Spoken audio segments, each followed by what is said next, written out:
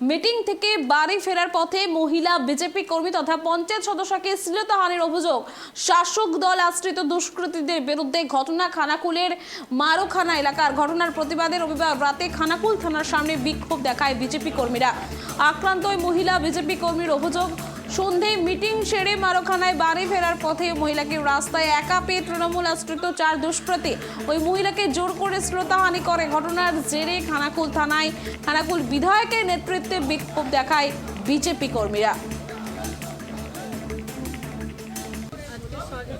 গোষ্ঠী আমার মিটিং ছিল, তো আমি বাড়ি ফিরে গেছিলাম। বাড়ি ফেরার পরে আমি দোকান থেকে কিছু নিয়ে আসছিলাম।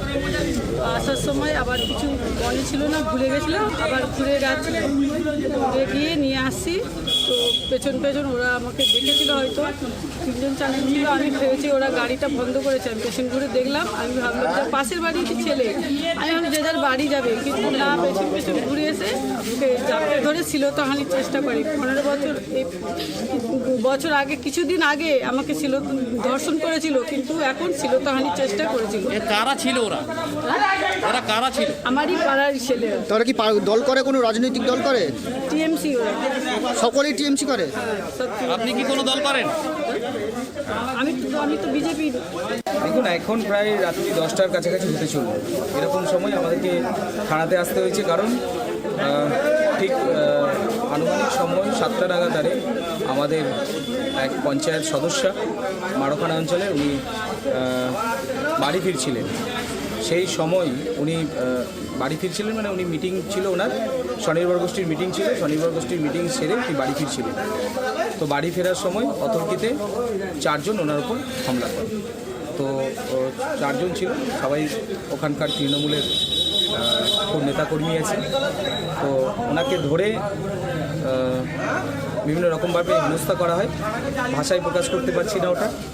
তো আজকের দিনে মহিলারা সুরক্ষিত নয় পশ্চিমবঙ্গে। দেখুন, আমি জাস্ট এই এখন বাজে প্রায় আপনার 10টা বাজে। আমি এই পলাশবাড়ি থেকে মিটিং সেরে জাস্ট খানাকুলে অফিসে এসে বসলাম। এরকম যদি ঘটনা ঘটে থাকে, পুলিশ প্রশাসন, মানে খুবই দুর্ভাগ্যজনক, পুলিশ প্রশাসন তদন্ত করবে। আর একটা কথা বলি, এই অপদার্থ বিধায়ক এই যা কিছু হয় শুধু তৃণমূলকে জুড়ে দেয়।